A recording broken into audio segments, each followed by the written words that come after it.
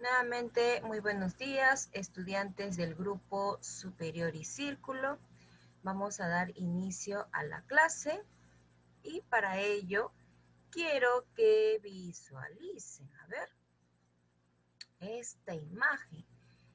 Dice así la obra Crimen y Castigo, ¿no? Ahí está representado y el autor es Fyodor Dostoyevsky. ¿Y por qué primamos o enfocamos exclusivamente esta obra? Ya que el autor es el padre de la novela psicológica. Recordemos, seguimos con el realismo europeo. Hablaremos de este autor y también de Flaubert, ¿no? Bien, así que vamos a empezar. Como recordemos o como recordando, el realismo europeo, a ver, este movimiento literario se originó en Francia a mediados del siglo XX. No se vayan a olvidar, estudiantes, por favor. Bien, y en breves palabras, ¿qué podemos decir de este realismo? ¿En qué consiste? Se sustentó en la observación rigurosa y directa de la sociedad contemporánea. Recordemos, estudiantes, que el realismo ya no se deja llevar por lo imaginativo, la pasión, es decir, todo dejémonos llevar, o mejor dicho, vamos a tener en cuenta, ¿no? O predomina, por así decirlo, aquí la razón. No le vamos a hacer caso a los sentimientos o a la exaltación del yo, no, sino la razón. Por ello decimos de que es objetiva el realismo. Basta ya de fantasear, como si lo evidenciaban los románticos, ¿verdad? Bien, seguimos con los representantes. Habíamos visto en Francia a Stendhal, ¿sí? La semana pasada hemos hablado de él. El día de hoy hablaremos de Gustavo Flaubert, una pequeña obra, vamos a decir en breves palabras, me refiero. También hemos visto la semana pasada de Honoré de Balzac. Bien, recordemos que en Francia se inicia, ¿no?, con Stendhal la novela psicológica. Bien, mientras que ya sobresale en Rusia Fyodor Dostoyevsky. Es considerado el padre de la novela psicológica. Vamos a explicar por qué. Bueno, aparte de este autor en Rusia, ya lo habíamos mencionado de manera general, ¿no? A Nikolai Gogol, León Tolstoy, Anton Chekhov.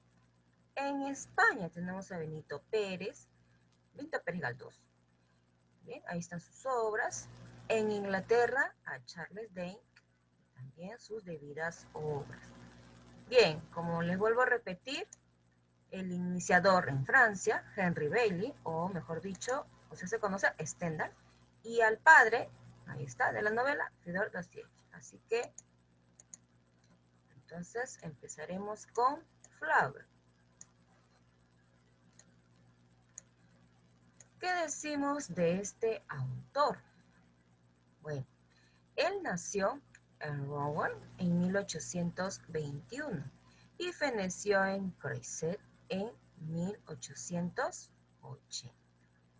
Bien, una biografía, a ver, bastante concreta, sencilla, vamos a decirlo aquí. Su padre fue cirujano, bien. Él comenzó a escribir desde muy joven, ¿sí? Después, ya en el año 1836, conoció a Élice Foucault. Sintió una gran pasión por ella, pero fue correspondido, no, o bueno, según lo que he averiguado, no hubo tanta correspondencia. Bien. Luego, en 1840, se matriculó, ¿no?, ahí está, la carrera Derecho. Pero prefirió más los círculos literarios. ¿Bien? Como se ha visto en caso de los demás autores, ¿no? Muchas veces ellos estudian, ¿no? Diversas carreras, sin embargo, se sienten atraídos por la literatura. Incluso algunos autores terminan su carrera, pero no la ejercen y se dedican, se enfocan a la literatura. Otros se matricularon, como en este caso el autor, otros dejaron a mitad de carrera, pero igual, como quien dice, por las puras, ¿no? Pero por lo menos tuvo la iniciativa. Pero se sintieron más atraídos por la literatura. Bien, ahí está. Después conoció a la escritora Colette. Con ella sí hubo, ¿no? Mayor tiempo de amorío, por así decirlo, es decir, hubo correspondencia. ¿Qué más podemos decir de este autor? Fue testigo directo de la Revolución de 1848. Bien, seguimos. Viajó a Oriente Medio, a Grecia, a Italia. ¿Sí? Tuvo la oportunidad, por así decirlo, este autor. Ahora nos vamos a ver, ¿no? Vamos a conocer, mejor dicho, cómo es que este autor se enfocaba en sus obras. Se establecen ciertas características. Muy atentos, estudiantes, porque en la tarea también les he preguntado, ¿no? Cómo es que se plasma o cómo es su manera de elaborar, escribir, característicos de su obra. Bien, vamos a conocer a Flaubert, cómo escribe. A ver, decimos que su novela es objetiva. ¿Por qué? Pruebas, por así decirlo. La emoción y la piedad deben surgir de las cosas mismas y no por acción deliberada del autor o del lector. Bien. Bueno, lo que quiere dar a entender aquí, estudiantes, es que si algo pasa, ¿no? Una situación tal vez caótica o que causa bastante preocupación, entonces, mismo lo estoy diciendo, ahí sí hay causa para sentirse tal vez preocupado, nostálgico, y no dejarse llevar por las ideas. Porque pienso esto, porque pienso el otro, ya, entonces voy generando, ¿no? Como quien dice, voy generando la emoción. No, tiene que ser aquí, dice, emoción y piedad de las cosas mismas. Es decir, que sí sean por algo o por hechos, y no de manera fantasiosa. Bien, es lo que nos quiere decir aquí el autor, novela objetiva. El autor, Dios indiferente. Como habíamos visto, estudiantes, en uno de los estilos, la semana pasada habíamos visto el narrador omnisciente. Es lo que quiere manifestar aquí. Es el que todo lo sabe, es como un Dios, ¿verdad? A ver, ahí dice el autor, Dios indiferente. El autor debía ser como un Dios, es decir, estar en todas las obras, pero nunca ser visto ni ubicado, creando de ese modo la ilusión de la desaparición. Como les había dicho, ¿no? Hay narrador omnisciente, el que todo lo sabe, entonces cuando lo va narrando, relatando en la obra, ahí se va conociendo de los personajes, por así decirlo. En cambio, si el narrador fuera protagonista, hay narrador protagonista, quiere decir el narrador ahí mismo también se manifiesta como personaje. Ya, eso es lo que no va con Flaubert, solamente plasma que todo lo sabe de la persona, pero ese narrador no actúa, como si lo es el protagonista. Seguimos. El arte debe ser científico e impersonal. ¿Qué quiere decir? Describir, eso sí, no imaginar. Dice, la explotación de la realidad el avance del positivismo y la práctica científica habían hecho que Flaubert abandone su fantasía, renuncie a sus sueños y sentimientos que solo se inspiren en la realidad.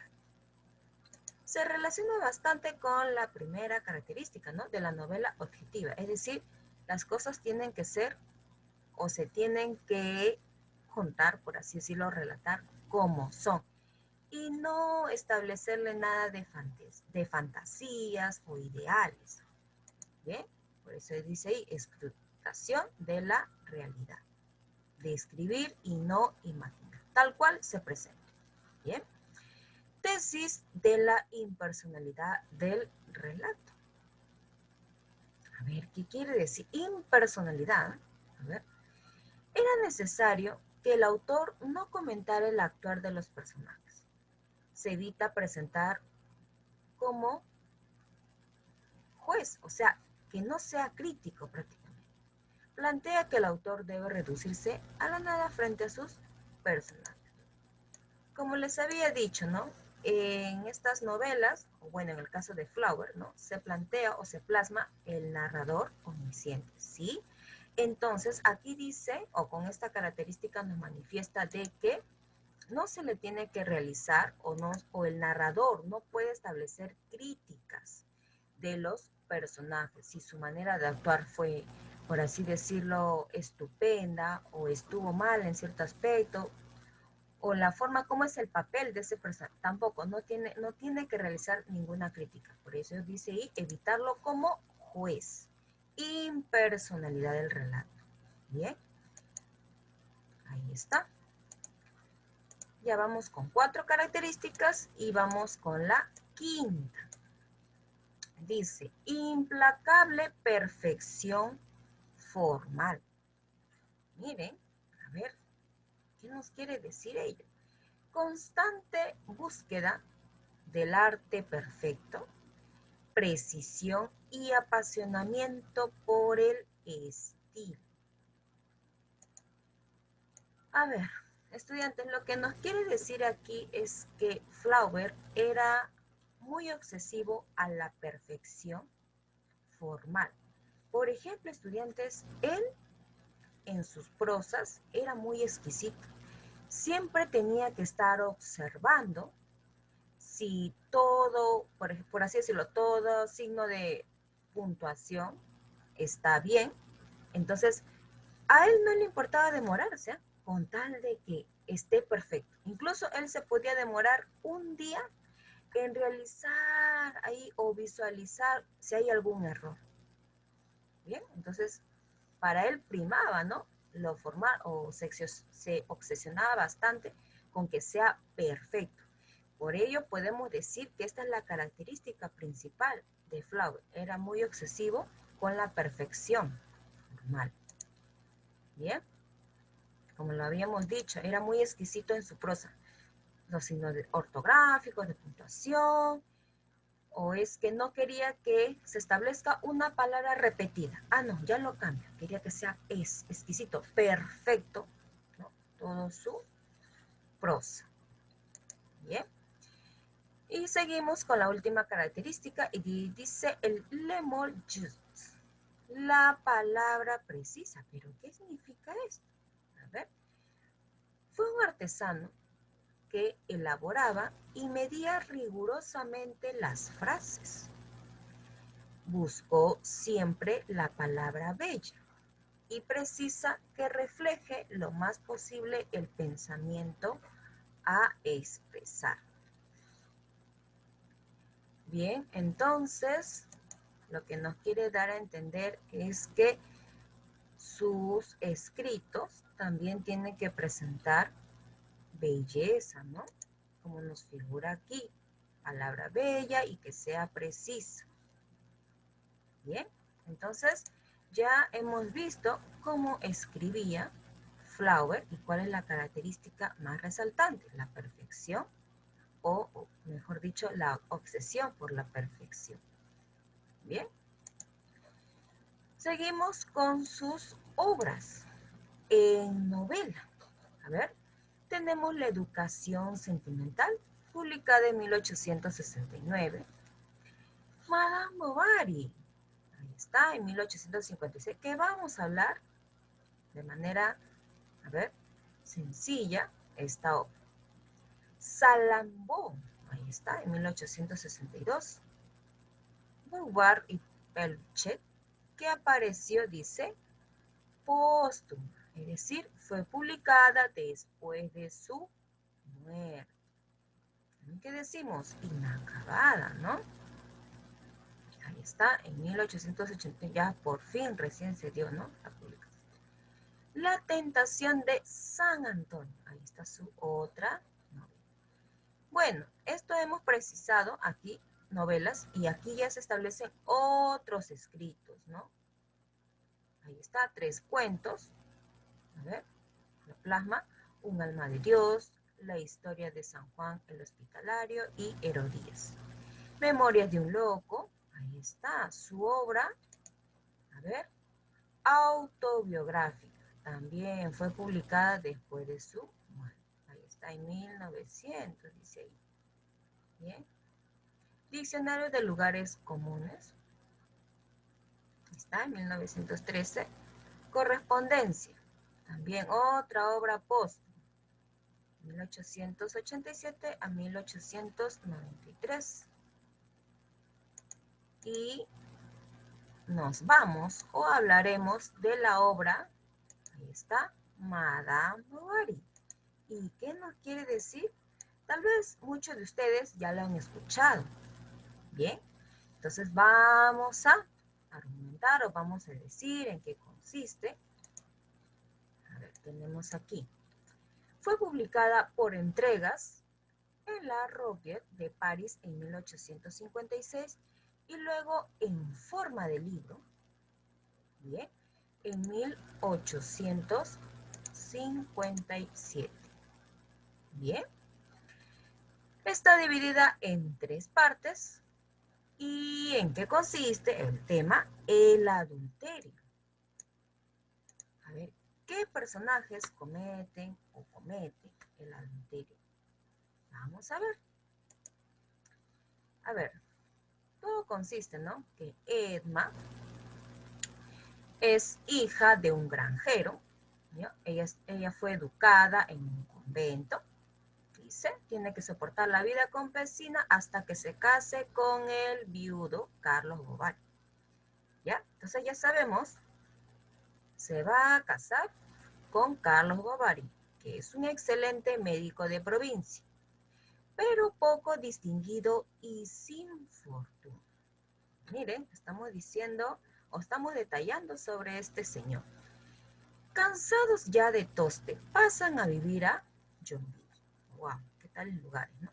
Son los ambientes y tipos de la burguesía y nobleza decadente que embelezarán a Edna después de una fiesta en el castillo de Audeville. Bueno, lo que quieren manifestar hasta ahora, estudiantes, es que ella se casó con Carlos, luego van, por así decirlo, se mudan a otro lugar, ahí está, o se ve, ¿no? Ahí vive, por así decirlo, la burguesía y la nobleza. ¿Bien? Y cuando tuvo la oportunidad de ir a una fiesta, como dice aquí en el castillo, ya ella se sintió intranquila, por así decirlo, porque vio lujos, ¿no? Entonces, ella quería también recibir esos detalles, luego se sintió como quien dice, vuelvo a decir, inquieta o atraída por eso, ¿no? Bien. Como dice aquí, su intranquilidad se turbará y soñará con fogosas pasiones y lujos que Carlos Bovary no es capaz de brindar. ¿Bien? ¿Qué nos quiere decir? Edma se siente insatisfecha. ¿Bien? Esta vida cansó a Edma, quien empezó a detestar a su marido. Con el ánimo por los suelos y sedienta de placeres, se enamora platónicamente del joven León. Bien, este trabajaba de pasante de notario. León la intentó cortejar sutilmente, pero al ver la frialdad de sus respuestas y las pocas oportunidades que le ofrecía, decidió irse a París. ¿Qué quiere decir? O sea, Emma ya estaba, por así decirlo, despechada, triste, insatisfecha, ¿no? Por no recibir lo que ella quería, ¿no? Entonces, fija sus ojitos en este señor León, se enamora ahí rápidamente, platónicamente, ya, algo fenomenal, ¿no? Por así decirlo. Pero como este señor dice, bueno, en lo que nos da a entender con esas palabras es que quiso cortejarla de una manera tal vez sencilla, no dándole los lujos que Emma quería. Entonces, por ello se dio cuenta que no podía llegar a ella y es que este señor León decide viajar, ¿no? Como dice ahí, se va a París. Luego, al poco tiempo, conoce a Rodolfo. Bien, ellos dos habían planeado la fuga, pero ¿qué pasó? Rodolfo la abandona.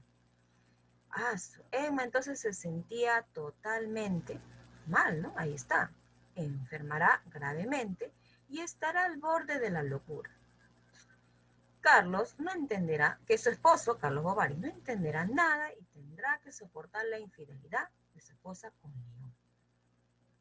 Bien, a quien volverá a encontrar ahora acosada por las deudas y empeños contraídos para satisfacer sus lujos y placeres. ¿Qué nos quiere decir, estudiantes?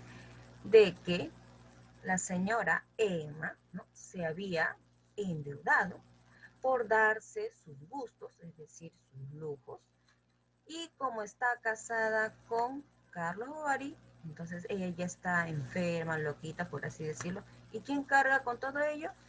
El Señor, ¿no? Bien. ¿Qué pasa con Emma? ¿No? Ya se siente reprimida, se culpa. Entonces, ¿qué pasa? A ver, ¿qué pasa? Ella se suicida. Dice, cuando embargan los bienes de su esposo. ¿Por qué lo embargan?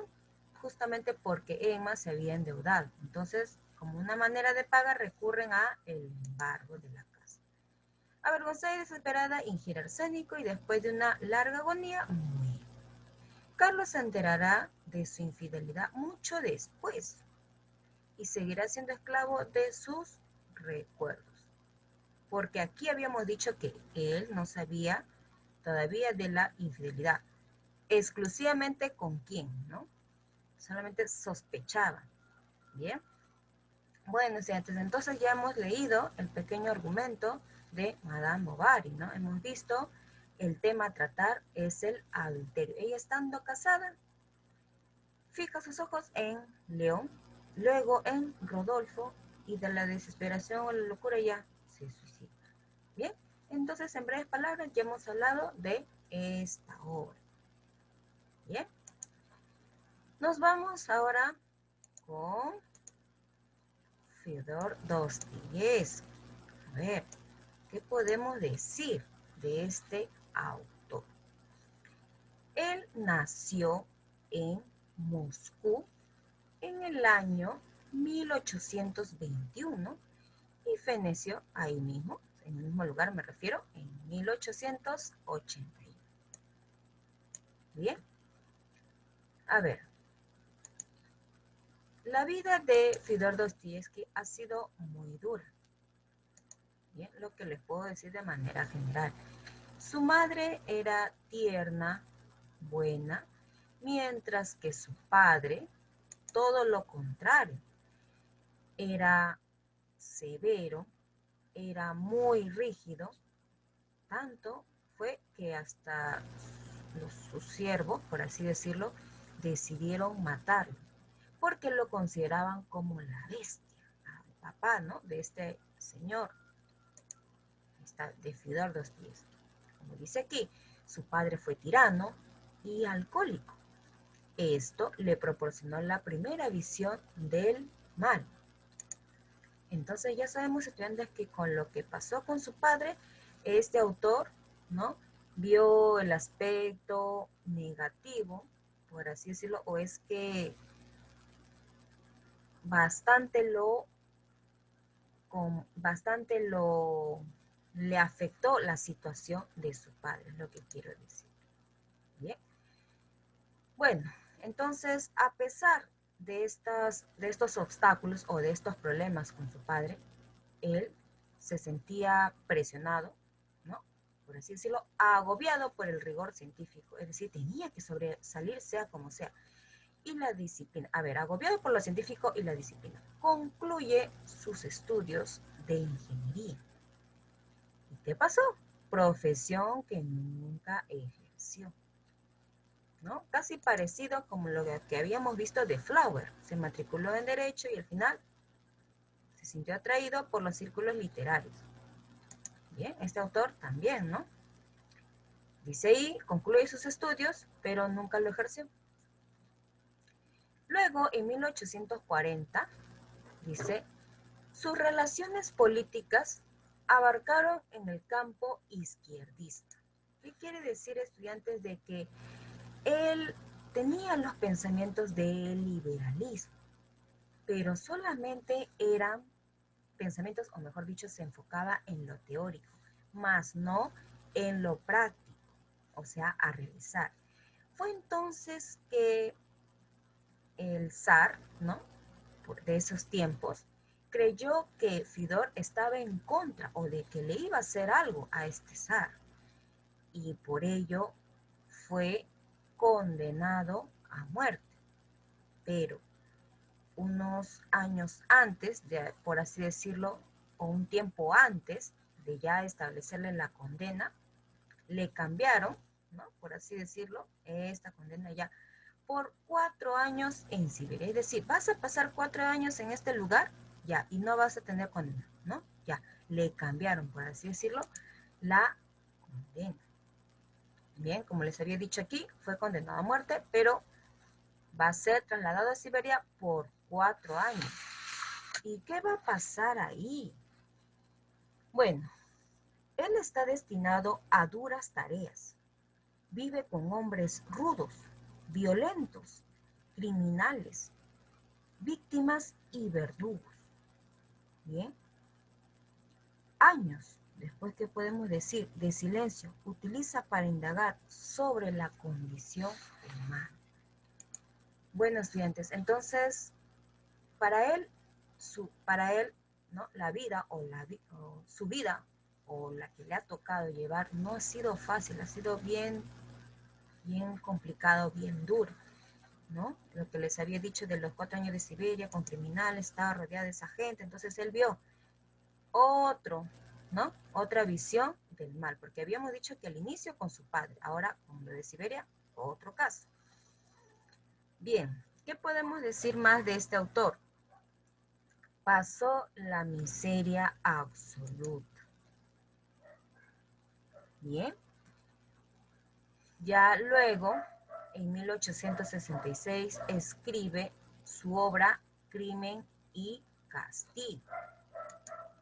También, ¿no? En esta obra plasma todo lo que respecta a la conciencia o al alma humana, ¿no? Cómo es que él ha vivido y de cierta manera lo va a plasmar en su obra.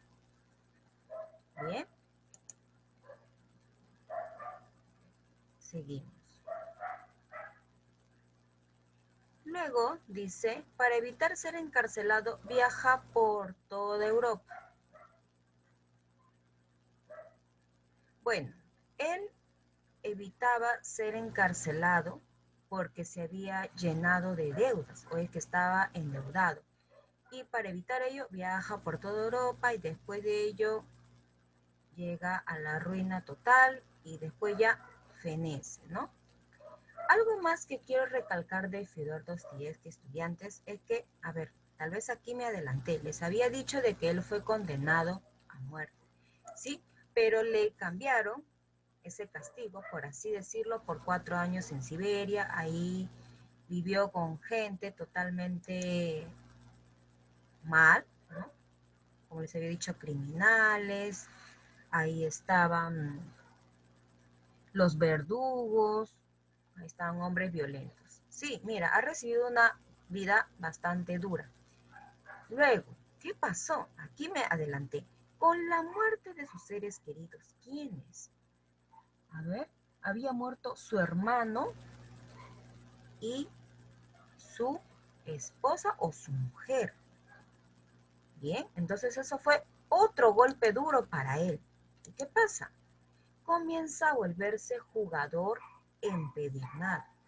¿Qué quiere decir empedernado? Es decir, tuvo vicios, ya se fue por el mal camino, por así decirlo. Y justamente su obra autobiográfica va a ser El jugador. Como dice aquí, ¿no? Comienza a volverse jugador empedernido. Ahí está. Entonces ya sabemos su obra autobiográfica. Y su obra más sobresaliente, ya por así decirlo, que reúne o recopila todo lo duro que ha vivido, ya lo plasma en Crimen y Castigo, ¿no? La cual abarca 3 tomos esta obra, y es la más sobresaliente del autor. Bien, ahora sí nos vamos con sus características. ¿Y de qué manera? Nos preguntan por qué es considerado el padre de la novela psicológica o el padre del realismo psicológico. ¿Qué nos dice? A ver, son 10 características o 10, a ver, datos en la cual nos detalla. La primera sería indagación objetiva y existencial. Quiere decir, estudiantes, de que él lo va a plasmar, ¿no? Tal cual ha visto o tal vez a él le ha pasado y así. Algo real. Lo plasma lo que ha visto o lo que le ha pasado. Bien, existencial. Describe los abismos de la conciencia. Es decir, cómo se siente la persona cuando padece esta situación o cuando se encuentra en esta situación, la conciencia. Cómo es que te involucra, cómo es que te influye mucho estos aspectos negativos. Bien, te deja vivir tranquilo mentalmente, por así decirlo. No, sigues ahí, que te incomoda, que te preocupas. Bien. Agudos estudios psicológicos. Como lo habíamos dicho, ¿no? Que es, bueno, que tome en cuenta a la conciencia, cómo es que, ¿no? Esto nos agobia, nos afecta, es decir, hace un análisis o un estudio en el campo psicológico. Bien, cómo de esa manera nos influye. Obsesión por el mal, el sufrimiento y el sentimiento de culpabilidad. Bueno, él establece ello o se deja manifestar por la vida dura que ha vivido, ¿no? Gusto por lo patológico, quiere decir las enfermedades, ¿no? Bueno, lo que quiere decir aquí es que sus personajes, ¿no? En sus obras se va a presentar aspectos psicológicos y cómo es que ¿no? El remordimiento, por así decirlo, de la conciencia o los aspectos psicológicos hace que nosotros nos enfermemos de alguna forma, ¿no? Es lo que manifiesta aquí. Claro, todo enfoca acá con la conciencia.